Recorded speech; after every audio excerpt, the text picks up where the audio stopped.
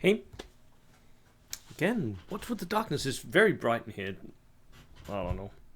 My camera is acting up weird. Anywho, tomorrow, Alle Konfliktspil is going on, and I'm going to talk you through some of the interesting lists today and tomorrow. So let's go. I'm going to do 4 lists per day and just talk you through not necessarily the best list, just some of the lists that I found really interesting. And I'm going to start with Simon. Let me just find those lists for you guys. Link, by the way, of course, in the description. Right, here we go. So I'm going to start with Simon, who's bringing a Japanese list. Now, a lot of players right now are trying to make Japan work. It's difficult, and I'm not sure we're there yet, but look at what the idea is here. So it's 12 order dice for 1100 points. It is low order dice, which, interesting, right? He has a commander that's a regular with 2 extra men, so he's a little more survivable, a little more punchy. And of course, because as modeled, because it's rule books, he can give them submachine guns, which is nice. And then he goes paratroopers, 6-man squad, couple of submachine guns, paratroopers, 6-man squad, 3 submachine guns here, and IGA, which has 1 submachine gun and a light machine gun. So he goes heavy on the gear for these veterans, and still running 6-man units. 6-man veterans, very unusual for Japanese, isn't it? Submachine gun, light machine gun, so gear heavy. Company commander. Do you need a company commander for Japanese? It will mean that every single time you try to get a charge or something, you activate, because 4+, that's just happening. It really is. And I think he's bought a horse for this guy. I don't think you can, though. You need cavalry in order to buy a cavalry horse, but I'm not the boss of this tournament. Light mortar team, inexperienced. Yeah, sure. 3-man team. Yeah, that's fine. And then a medium Chiha tank with a medium anti-tank gun. That is one of the things that Japan really lacks. It's decent anti-tank. A medium anti-tank is very much not bad. And for 155 points, yeah, sure. It's got those double machine guns, so it's also kind of darker. And a command vehicle to keep it moving. The main thing, though, is it's made of cardboard, right? It's 8+, so even though it's called a medium tank, it's not really medium at all. And a Horo assault gun with a heavy howitzer. The Horos were always good. They are a little too expensive now, in my opinion, for what they did, but they were a staple of V2 competitive Japanese. Another rifle platoon. Again, a commander with 3 men. Again, a 6-man with a light machine gun, veteran, and a militia squad. A full-strength militia squad. A huge blob to go and outflank. This is a very interesting take. It is low on order dice, and at the same time, the units are not that big, but they are, like, he has 5 units of 6-man veterans with gear, right? So he's going a completely new direction, sort of more like, this feels like a British commando force or something like that instead in its build. It's completely different from anything we've seen before. And then that support with the guns on the tank and the large militia squad. I would expect the militia squad to outflank most games. The light machine gun veterans can sit in his back lines, whereas the SMG armed veterans can push up. He'll use his commanders to make everything go. I'm not sure what the company commander is there for. Maybe he's there to sit behind the tanks. I don't know. But I would dearly love to see Simon play this. Simon is a very good player, by the way. So yeah, very, very interesting. Then the next list I wanted to show you is what we're seeing happen now with Brits, and Oscar's British list is a very interesting example of that. 18 order dice, Great Britain, platoon commander, inexperienced, 25 points. He buys the submachine gun for this commander. I don't think it's needed, but he did have a few points left over. You can see he's got 1 extra point here. And then the rifle sections with the guards, 7-man units, guards, iron discipline, veteran. He buys them veteran. It's not really needed. You can just go, regulars with the guards if you want to save points. Because 7 veteran riflemen are mostly there for the survivability, right? Of course, they are always going to remove 2 pins because veterans, they're not going to fail their order tests. The artillery observer is something that I'm going to keep a note on how people are doing with their artillery observers now that the double shot has gone and it's instead more certain that you get it when you want it. Piat anti-tank team, yeah, sure. Most people, I think, would take guards on this as well and put it in some kind of transport. Another rifle platoon, officer with rifle, inexperienced. Another guard section, again veteran.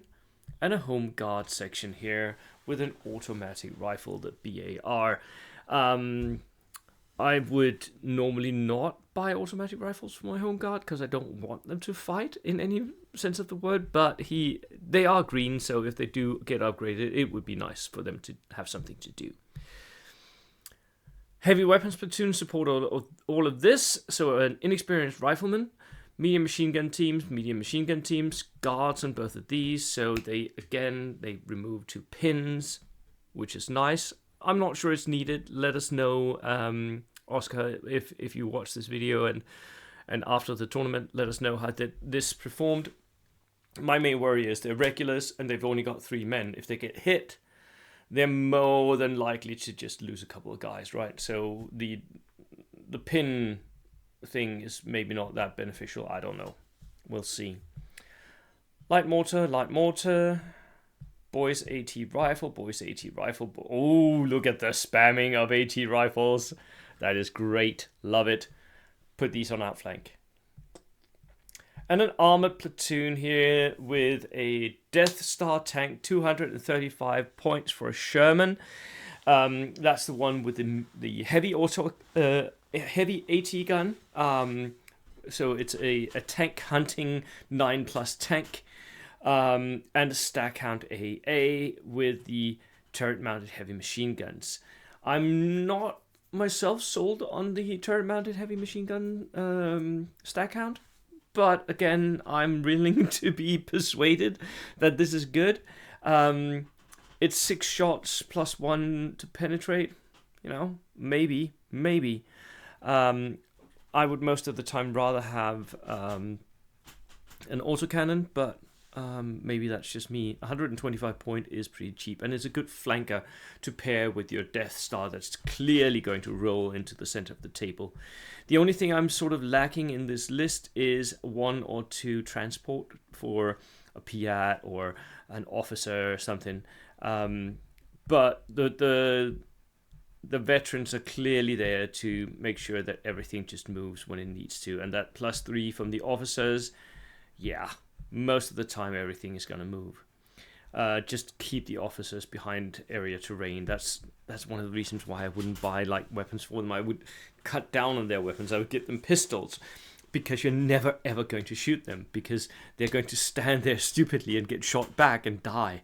So yeah, interesting list from Oscar. Now we go to Jonas Renlin, who is of course also one of the top players in Sweden. He has been captain of the Swedish national team, and he is an incarnated German player. 15 order dice, spent every single point here. He is also, by the way, one of the people I have on my list of people that I think may potentially win the tournament in Arle. He brings a Hetzer with a heavy anti-tank gun. Now the Hetzer, and it's veteran, so it's a Panzer Ace right? It's one of the cheapest ways that you can get a heavy anti-tank gun with Panzer, and because it's front facing, right? It's basically a Stuck version of some sort, right? It's hull mounted, the gun, but in V3, because you got 2 moves, that doesn't matter as much. The thing that I'm worried about is that the Hetzer has weak sides, so it's got -2 on the side, not -1, which does make it vulnerable as soon as you're turning your side towards enemies. But it is a fairly dangerous tank hunter. At 246 points, it's also a Death Star. It's a point sink. The Steyr ADGZ, an armored car, pretty standard. It's got double-facing machine guns, which is cool if you can get that to work. It's got a turret-mounted light autocannon. So for 105 points, this is pretty good. 7+, recce and dual directional steering and bus saw on those machine guns. So fairly dangerous car for 105 points. Then he takes an artillery platoon, and he does this only to take 1 howling cow.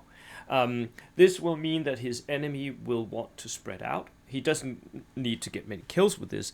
It's just there to encourage the enemy to spread out, because when he does that, the enemy does that, Jonas can decide where he wants the game to be at, where he wants the engagement to be. Another rifle platoon, officer with an extra man, regular. I don't know why this has spent so many points. So many points has been spent on this officer. A replacement army, Shirker dudes, pretty cheap for something that just sits in the back line. The Feldgendarmerie can sit outside and bring in the Hetzer when it needs to. And an Air Force observer, isn't this cool? This is like a perfect opportunity to have a little fun with a modeling project, right? Model that airplane and have the Air Force observer just bring in a Stuka or something, right? Light mortar team. And an engineer platoon with a platoon commander with SMG. Again, I don't know, the loadout on these officers is weird to me. The pioneers, though, perfect. They are Gebirgsjäger, so they got fieldcraft. They've got 7 submachine guns. They haven't got a flamethrower. They don't need one. That's not what they're going to do. They're going to push instead with those submachine guns. And then Storm Pioneers, assault engineer here with a grenade launcher. Again, Jonas is playing around with all those fancy, interesting bits of gear that you can now take in the German book. They've got HE1, and it can be shot as an anti-personnel thing, but it can also be shot as an anti-tank thing, right? That is great. It's sort of like a miniature bazooka thing, and it's 24-inch range, right? So it is really, really interesting. Light machine gun on these, again veteran, so another good push unit here.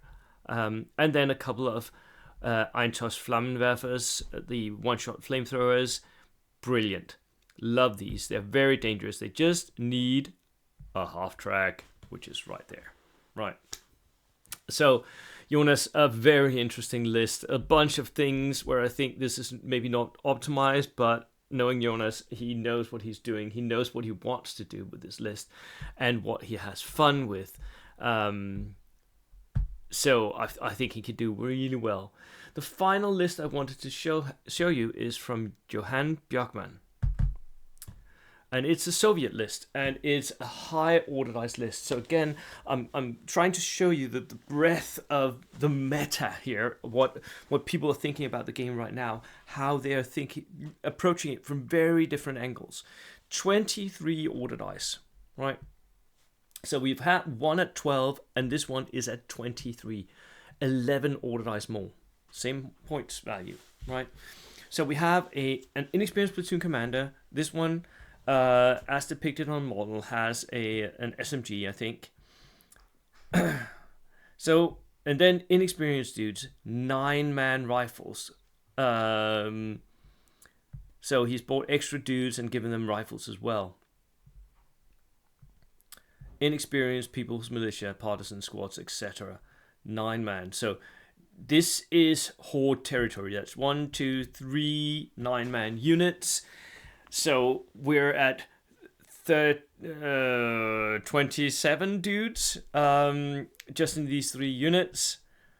And there's a 4th, so that's 36.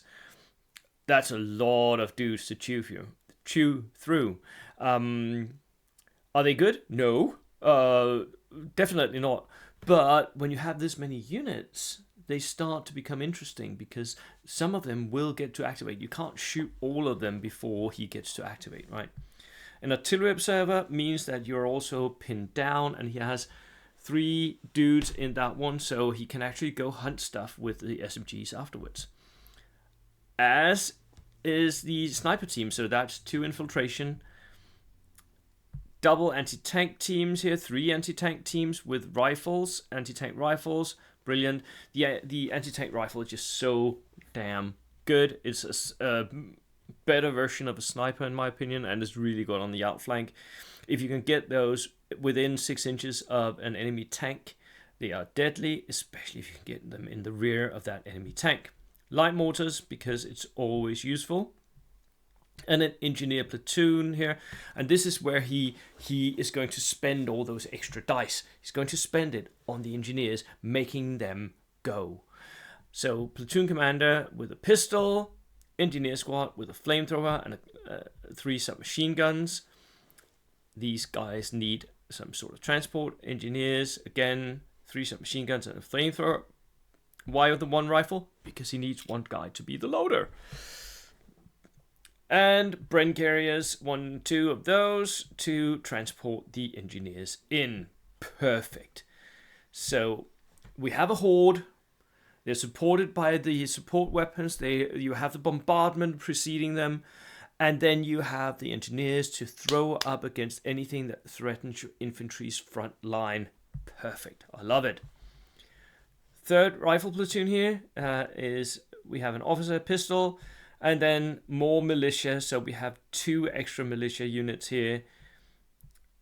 And a medic. The medic is not needed, it's just a cheap order dice. And dog mines, just for the hell of it. Dog mines are actually kind of good in a jeep, because that gives them a lot of range.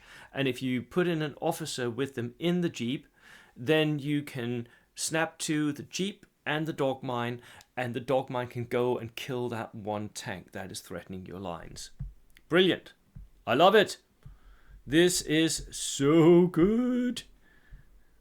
Medic is definitely not needed. He's not going to save many dudes, but I mean, just having all those dice gives you a huge advantage. And we're at, how many units was that? 6 militia units or something like that? That is insane. Johan, good luck tomorrow. Yeah. And to everyone going, good luck. I will see you tomorrow with a couple more list reviews from this tournament. See you later. Cheers.